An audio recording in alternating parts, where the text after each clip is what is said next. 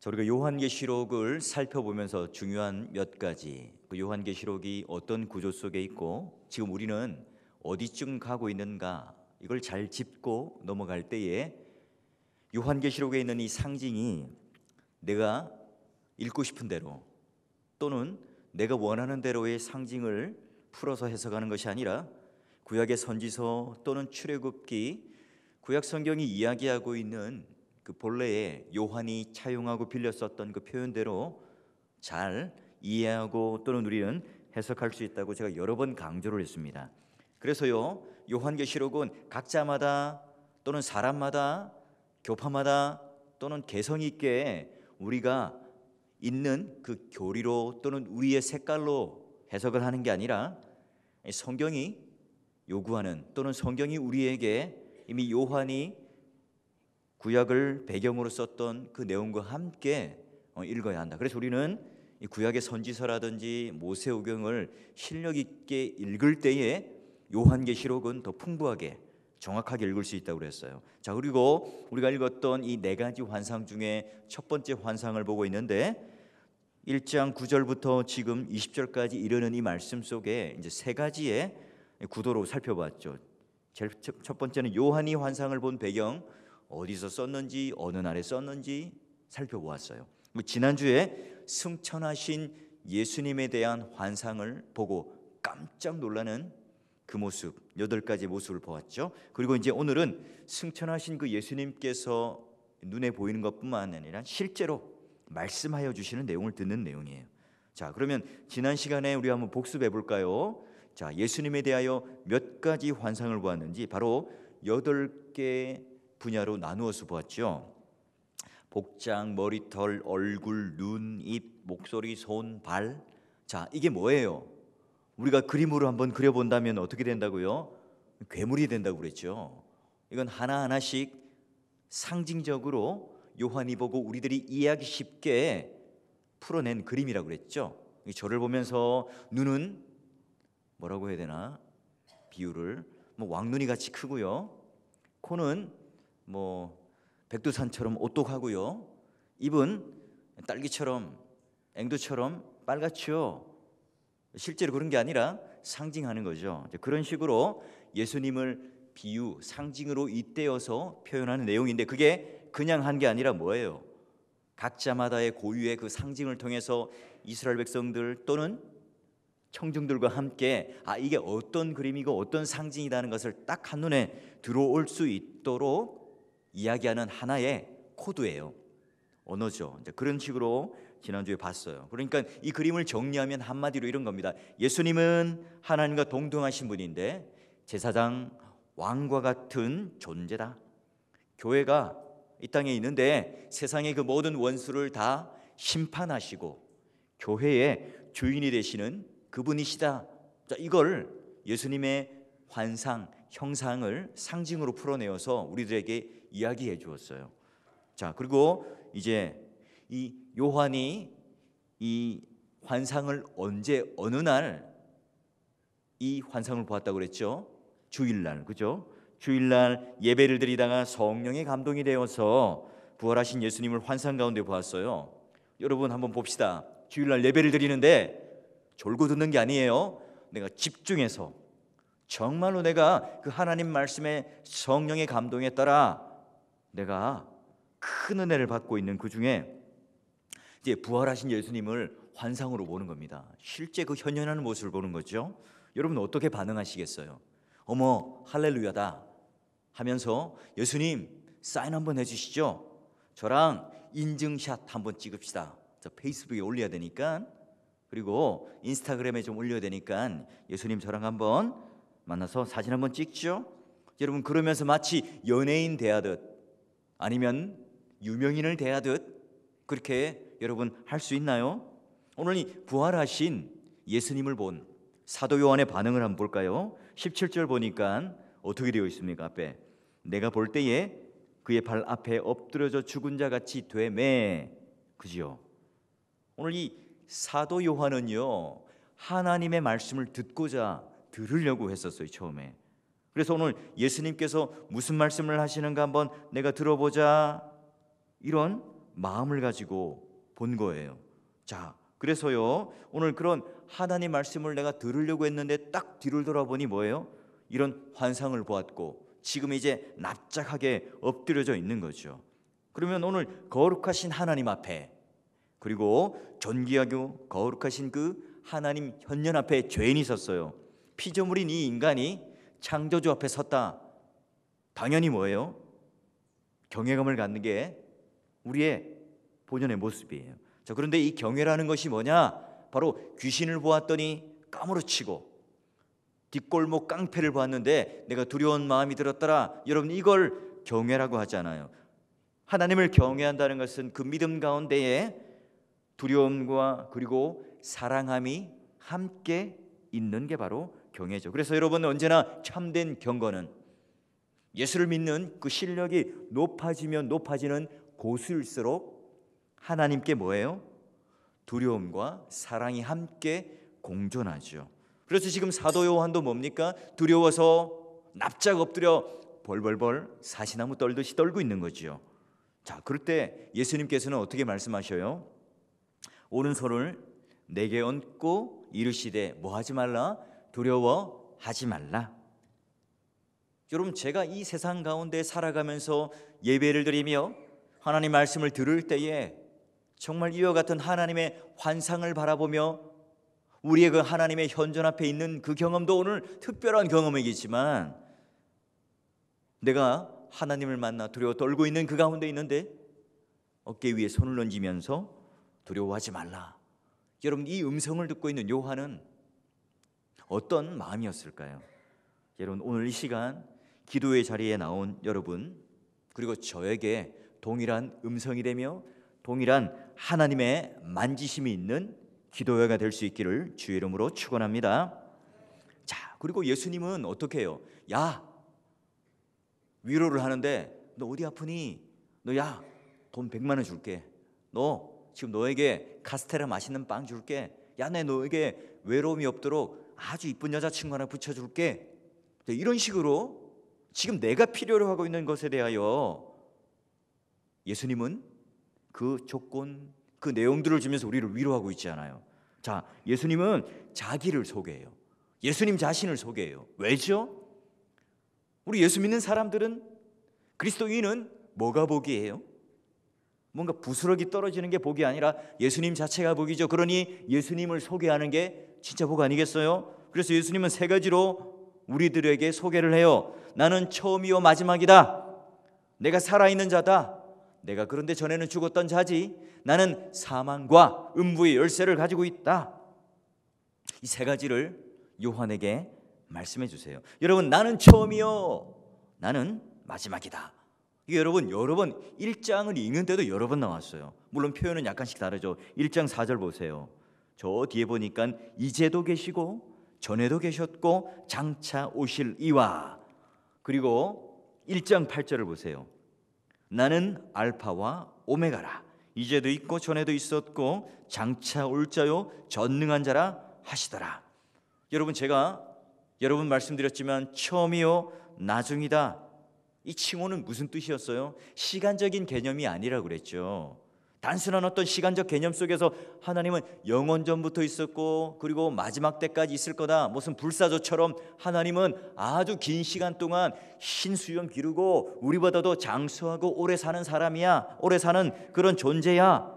그게 아니죠. 오늘 하나님께서는 창조주시죠. 그러기에 역사의 주인이시고 역사의 처음이셨고 그리고 이 교회를 지금 이끌어 가시고 그리고 최종적으로 역사를 심판하시고 마감하시고 종교를 짓는 분이시다.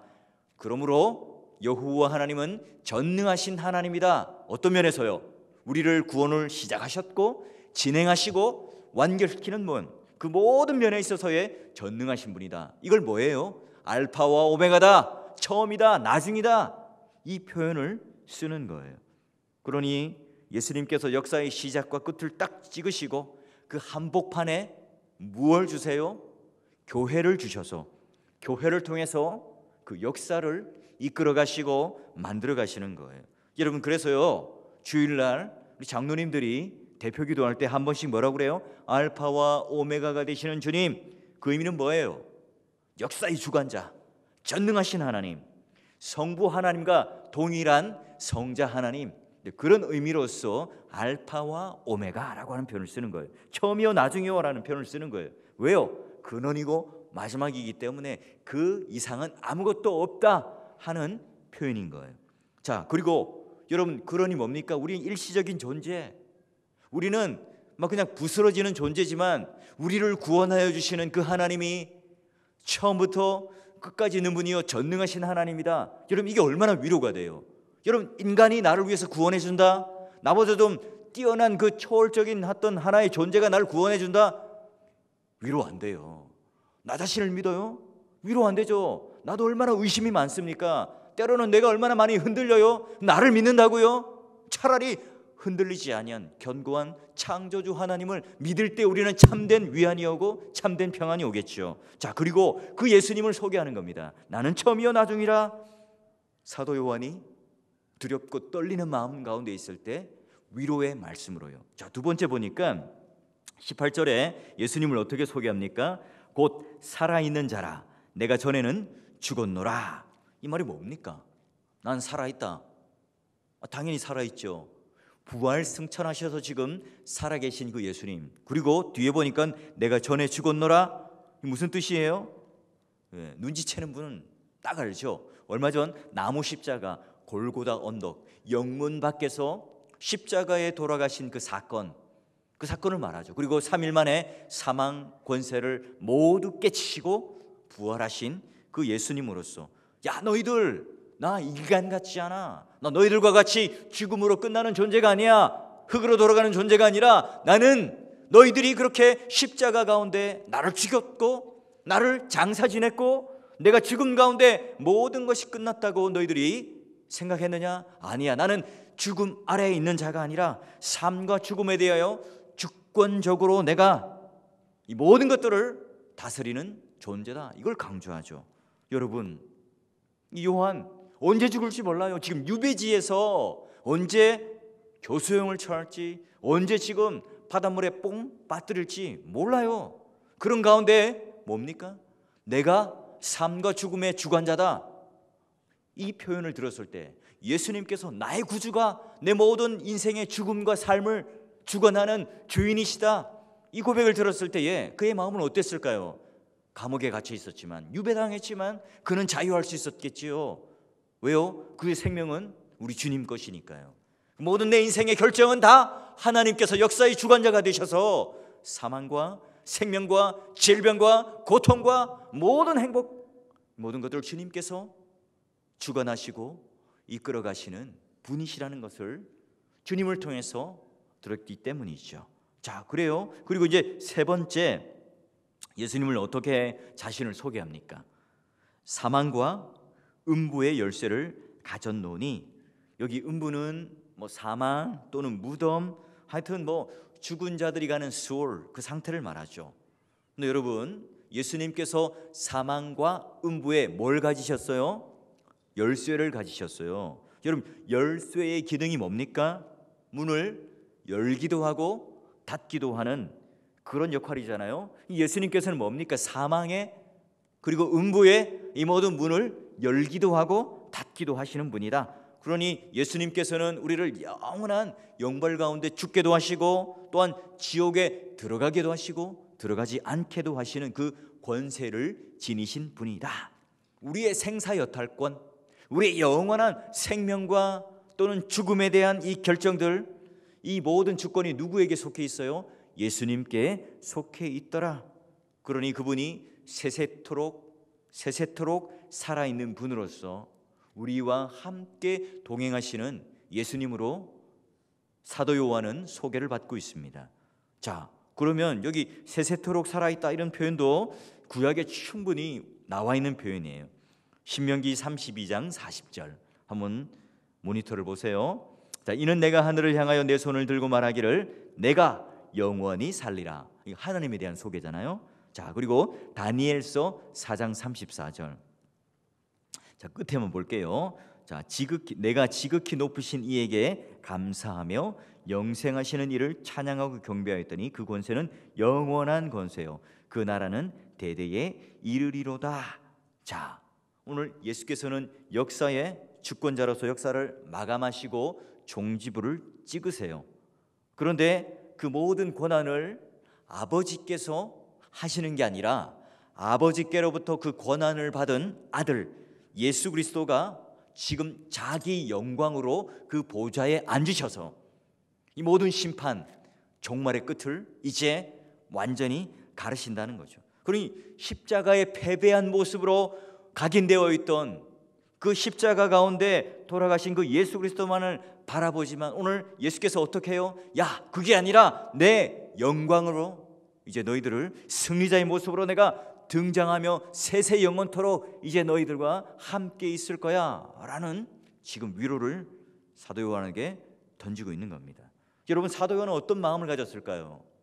굉장히 지금 마음이 어려웠고 짓눌려 있었고 힘들었겠죠. 지금 예배드리는 가운데 주일날 성령의 감동으로 하나님 음성을 듣고자가 귀를 기울였는데 환상이 보여요. 그 환상 가운데 어떻게 했어요? 납작 엎드려서 벌벌벌 떨며 그 경외함으로 내가 아무것도 할 수 없는 그때에 또 우리 주님께서 어깨를 톡톡 두드리면서 뭐예요? 음성을 주세요. 시각과 청각과 시각과 청각을 번갈아 가면서 지금 사도 요한을 향하여 주님께서 지금 들었다 놨다 위로하고 격려하고 있어요. 자, 그리고 이제 이 사도 요한의 마음은 가슴 벅찼겠죠. 그 예수님을 만난 그 마음을 가지고 이제 예수님은 어떻게 말씀하시는가? 19절 보니까 그러므로 내가 본 것과 지금 있는 일과 장차 될 일을 기록하라 표현을 하고 있어요.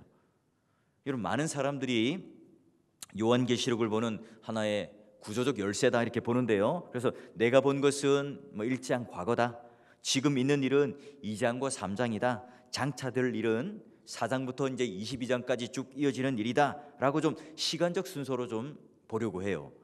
근데요, 그럴듯하긴 한데 여러분, 요한계시록을 좀 꼼꼼히 읽어보면 아니죠. 제가 요한계시록을 읽으면서 소아시아의 7교회를 먼저 살펴봤잖아요. 어때요? 여러분, 현재에 대해서 이야기도 하지만 과거의 잘못도 이야기하고 미래 장차 심판을 받고 어떤 승리의 열매와 결과를 맺는가를 말씀하죠. 그러니까 과거, 현재, 미래가 사실은 다 들어 있습니다. 그래서 구원과 승리에 대한 내용이 다 들어 있는 거예요. 4장부터 22장까지도 교회가 과거, 현재 그리고 미래의 모습들이 다 섞여 있습니다. 그래서 중생, 성화, 영화 이런 교리들이 아주 치밀하게 직조되어서 시줄과 날줄로 연결되어 있는 게 바로 요한계시록이에요. 그래서 요한계시록은 단순하거나 평면적이지 않죠. 그래서 예수님 초림과 이 재림 사이, 여러분 이걸 뭐라고 한다고요? 종말. 종말도 뭡니까? 어떤 시간을 이야기하는 게 아니라고 그랬죠. 몇 날 몇 시 몇 초에 주님이 온다. 여러분 2년 전인가 홍혜선 전도사라고 하는 여자분 알아요? 유튜브에 항상 이렇게 떠돌았던 그분이 있어요. 근데 그분은 참 담대하게도 우리나라가 몇 날 몇 시에 전쟁이 난다까지 예언을 했어요. 이제 그게 거짓말인 게 뽀록이 났죠. 그러니까 참 다른 분들은 그냥 몇 월 달 정도 하는데 했어요. 여러분, 그 고난은 절대로 아버지만 알지 아들에게는 알려주지 않았다, 예수 그리스도에게도 알려주지 않았다 했는데도 불구하고 수많은 이단들은 그 날들을 찍고 싶어요. 그 날들을 계산하고 싶죠. 여러분, 종말이라고 하는 것은 그런 하나의 시간이 아니라고 그랬어요. 성경은 순서적으로 창조, 타락, 구속, 초림, 재림이라고 하는 순서가 있는데 초림과 이 재림 사이의 그 기간 안에 있는 순서가 뭐라고요? 종말. 예수님께서 나신 날부터 예수님께서 오시는 그 모든 기간은 순서적으로 종말이라고 제가 여러 번 말씀드렸죠. 그러니 요한계시록에서 일어나는 이 모든 일들도 시간표처럼, 아니면 우리가 요람 읽을 때에 몇 날 며칠 뭐 했고 하는 식으로 연대기적으로 아주 단순하게 쓰여진 책이 결코 아닙니다. 여러분, 그러기에 오늘 우리가 요한계시록 읽어갈 때는 철저하게 그런 다각적이고 또는 이 내용 안에 사도 요한의 마음을 품고 같이 읽어봐야 되겠죠. 자, 그러면 이제 사도 요한이 하나님의 음성을 듣고자 했을 때, 여러분 12절 보니까 한번 보세요. 12절 보세요. 자, 몸을 돌이켜 나에게 말한 음성을 알아보려고 돌이킬 때에, 그죠? 소리를 들으려고 했는데 뭘 봤어요? 끝에 보니까 뭘 봅니까? 7 금촛대를 보았는데, 자, 그리고 오늘 맨 마지막에 뭘 보는가 봅시다. 20절 가보세요. 20절 여러분 한번 잠도 깰 겸 한번 한 목소리로 읽어볼까요? 20절 읽습니다. 시작.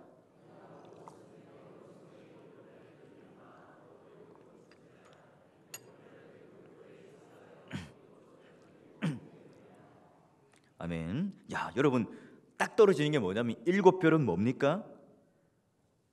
7별은 교회 사자. 7촛대는 뭐예요? 교회. 그러면 7촛대는 교회다. 아주 명쾌하죠. 여기 이 일을 달 사람이 아무도 없습니다. 그런데요, 7별은 7교회의 사자라고 해요. 그러면 7교회 사자가 뭐죠? 이 과연 뭐죠? 이게 이제 학자들마다 의견이 있는 거예요. 교회 사자를 7교회의 지도자로 봐요. 그런 해석이 있습니다. 그래서 7교회 공동체 전체를 대표하는 존재로서 사자를 의미한다. 요즘으로 말하자면 굳이 누구를 말할 수 있겠습니까? 교회의 대표가 누구죠? 예, 교회를 심우하는 목사 또는 담임 목사라고 해석을 해요. 저는 좀 그 해석에 동의를 못해요. 성경에 사자라고 하는 이 말은요, 안겔로이, 여기 원어의 뜻이 좀 가까운 것은 천사라고 번역해야 좋아요. 요한이 7 금촛대, 7 교회, 그리고 또 하나의 7별, 즉 7 교회의 천사를 봤다. 이렇게 봐야 무리가 없어요. 자연스러워요. 자, 7 교회 천사라는 말이 과연 뭘까요? 여러분, 개신교 전통에 천사라고 하면 좀 부정적인 존재예요? 아니면 좀 긍정적인 존재예요? 뭐죠? 예, 뭐라고 말씀하시는데 제가 답을 말씀드릴게요. 우리는 굉장히 소극적으로 이해했죠. 왜 그럴까요? 유대인들이 천사를 숭배했죠. 그리고 중세 시대 때 천사를 또 엄청 숭배했잖아요. 그런 거에 대한 거부감이 있는 거예요. 그래서 여러분, 지난주 우리 하이델베르크 11주일 문답을 보면서 30문답의 질문이 뭐예요? 자, 그렇다면 구원과 행복을 성자들에게서나, 이 성자들이 이제 베드로, 요한, 야고보를 말해요. 자기 자신들이나 혹은 다른 어떤 곳에서 찾는 사람도 구원자 예수님을 믿는다고 말할 수 있습니까? 답이 뭐였죠? 아니다. 그들은 비록 말로는 예수를 믿는다고 하지만 유일하신 구원자이신 예수님을 뭐한다? 부정하는 거다. 뭐예요? 예수님이 유일하시고 완전하시고 모든 것의 구원의 마침표인데 또 다른 것을 덧붙이면 예수님이 유일한 구원자가 아니라는 것을 동의하는 것 아니냐? 그러면 믿음이 없는 것 아니냐라고 이 교리문답은 얘기를 해요. 즉 유대교와 천주교는 뭐예요? 천사를 숭배하는 사상 때문에 예수 그리스도를 믿긴 했지만 진짜 믿은 게 아니라 또 다른 하나의 구원자를 만들어 놓고 또 다른 구원자를 만들어 놓은 하나의 마치 잡탕밥처럼 변해버린 거예요. 그러니 여러분, 이 기독교가 그런 모습 때문에 천사라고 하는 이 존재는 조금 소극적이에요. 조금 부정적인 존재로 우리는 늘 비춰왔던 거죠. 그런데요, 이 기독교는 물론 천사의 존재를 믿어요. 왜죠? 마리아가 아기를 가졌을 때 너 하나님 백성을 죄에서 구원할 그 구원자 메시아를 네가 잉태하고 탄생할 거야. 천사가 고지해졌잖아요. 여러분, 그런 천사는 분명히 존재하지만 우리는 숭배하지 않습니다. 그렇다면 요한계시록은 왜 7 교회에 대한 천사라는 표현을 썼을까요? 사자라는 표현을 썼을까요? 자, 우리 요한계시록 22장 8절에서 9절, 여러분 메모를 좀 해놓으시고 요한계시록 22장 8절에서 9절 말씀을 한번 볼까요? 보시면 여러분 눈으로 따라와 보세요. 여러분 그 성경 구절은 딱 적어 놓으시고 다음에 성경 읽을 때 확인해 보시고 하세요. 자, 이것들을 보고 들은 자는 나 요한이니 내가 듣고 볼 때의 이 일을 내게 보이던 천사의 발 앞에 경배하려고 엎드렸더니, 자, 요한이 천사를 보고 천사를 뭐 하려고 했다고요? 경배하려고 했어요. 근데 9절 볼까요? 그가 내게 말하기를 나는 너와 내 형제 선지자들과 또 이 두루마리의 말을 지키는 자들과 함께 된 종이니 그리하지 말고 하나님께 경배하라 하더라. 자, 사도 요한이 이제 또 천사 환상을 봤네. 못 간 거죠. 너무 경이로워서요. 그래서 천사를 경배합니다. 그 천사가 어떻게 했다고요? 손사래를 흔들면서 아니야, 아니야, 내가 경배받을 존재가 아니야. 그리하지 말고 하나님께 경배해. 여러분, 중세 시대 때 성경이 그들이 이해할 수 있는 말로 읽었다면 이 한 구절 때문에 여러분 어처구니 없는 우상 숭배를 했을까요? 요한계시록 22장의 초점은 사실은 천사를 숭배하느냐 경배하느냐 우상에 관련된 초점은 아니에요. 그게 이제 강조점은 아닙니다. 천사가 뭐라고 말해요?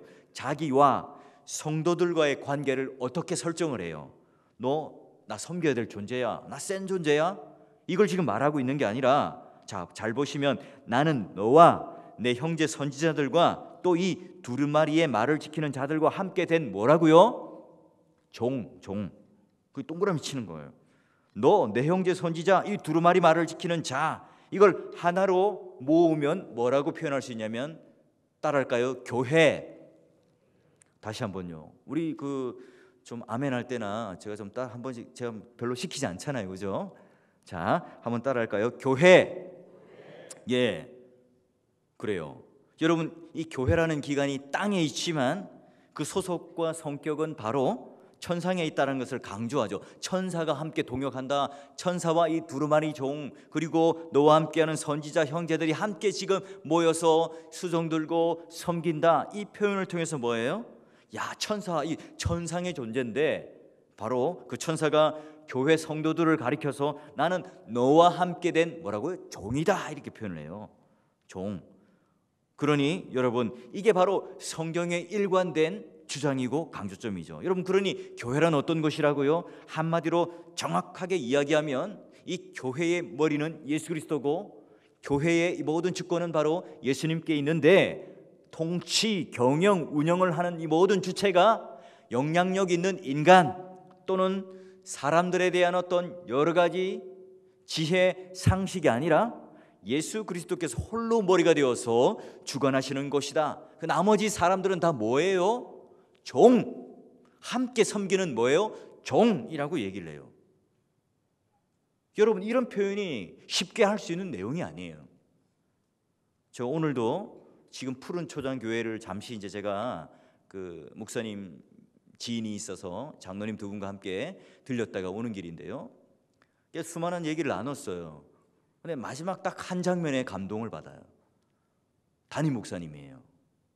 굉장히 큰 교회, 건강한 교회, 존경받는 목사거든요. 그런데 딱 이야기가 다 마치고 나오는데 우리 부목사님, 장로님 제 신발을 어떻게 해요?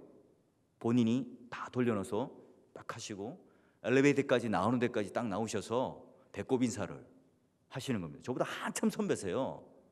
개척해서 지금 20년 넘게 목회를 하시고 지금 아주 주위 교회들로부터 지역사회로부터 칭찬받는 목사님이세요. 어깨 힘 들어가야죠. 좀 그런 권세를 누려야죠. 그 종이 아니라 제왕적 권위를 가지고 해야죠. 아니, 내가 다른 사람들보다 환상을 많이 봤죠. 다른 사람들보다 주님의 음성을 많이 들은 분 아닙니까? 그런데 한참 밑에 후배, 아니 부목사님 신발까지 돌려서 챙겨줘요. 그 모습을 보면서 그분이 낫다고 얘기할 수 있습니까? 그분이 그 교회에 무슨 제왕 정치를 하면서 교회 주인처럼 무소불위의 권력을 가지고 한다고 여러분 말할 수 있을까요? 다른 거 다 필요 없어요. 뭐 제자 훈련한다, 뭘 한다, 목회적인 어떤 여러 가지 자랑들 할 수 있죠.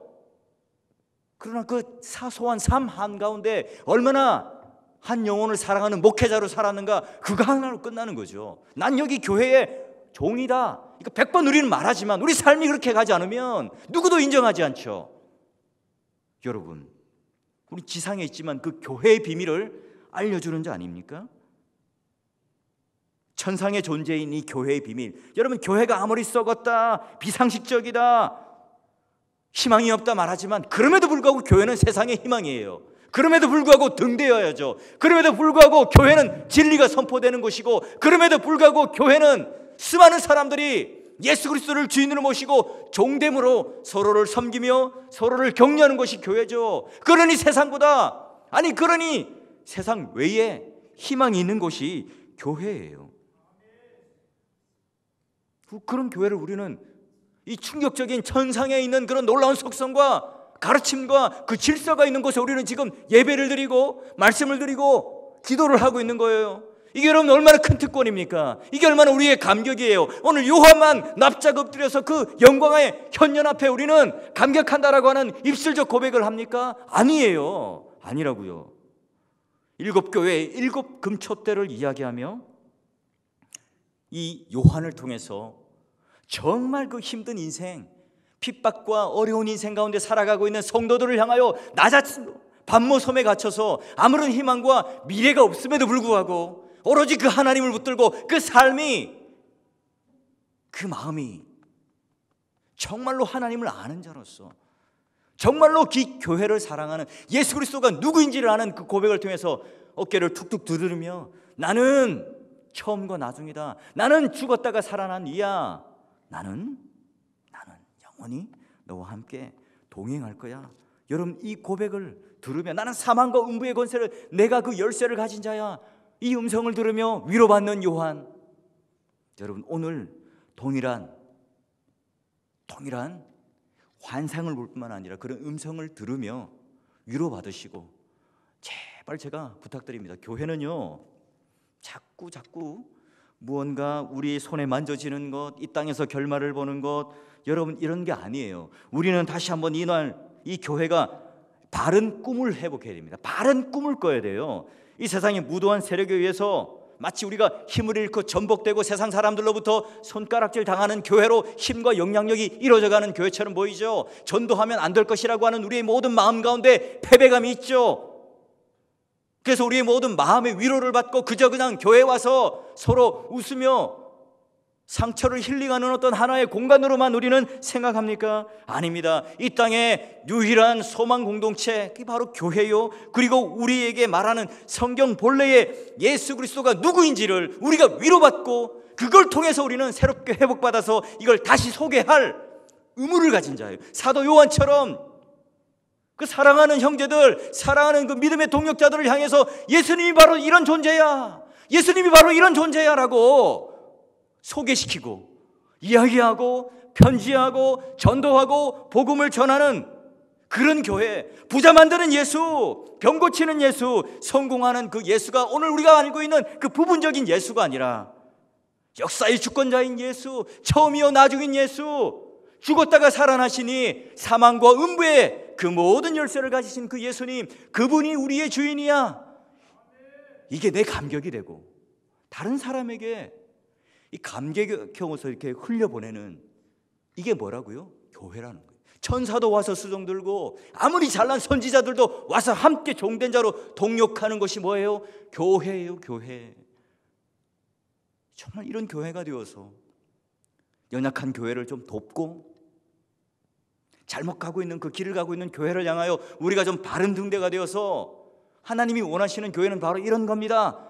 한번 우리가 좀 제대로 산 삶, 그 교회를 붙들고 진리를 붙들고 전파하는 그 교회, 그 환상, 그 꿈을 여러분 꼭 꾸시고요. 그걸 여러분 내 인생의 가장 큰 즐거움, 복락으로 오늘 이 시간 기도하실 때에 그 하나님, 그 예수님의 음성과 만져주심과 안아주심과 꼭 우리 등을 두드려지는 그 포근함으로 여러분 기도의 깊은 자리 안으로 들어가실 수 있기를 주의 이름으로 축원합니다.